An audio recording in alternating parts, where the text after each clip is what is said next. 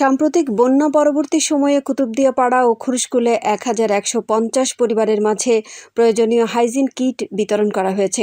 দুর্গত মানুষের স্বাস্থ্য সুরক্ষা ও রোগব্যাধি রোধে এই সহায়তা প্রদান করে জনস্বাস্থ্য প্রকৌশল অধিদপ্তর।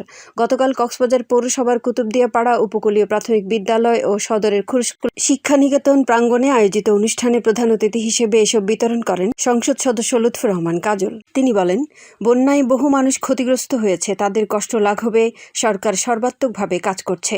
এসব কিট সঠিক ব্যবহারে অনেক রোগ থেকে দূরে থাকা সম্ভব। এ সময় জনস্বাস্থ্য প্রকৌশল অধিদপ্তরের নির্বাহী প্রকৌশলী সাইফুল ইসলাম সহ স্থানীয় বিএনপি নেতাকর্মী ও স্কুলের শিক্ষকগণ উপস্থিত ছিলেন।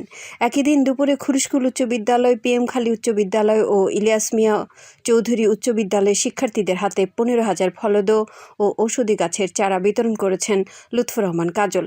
এ সময় প্রতি বছর অন্তত একটি করে গাছের চারা রোপণ ও যত্নের অভ্যাস গড়ে তোলার পরামর্শ দেন।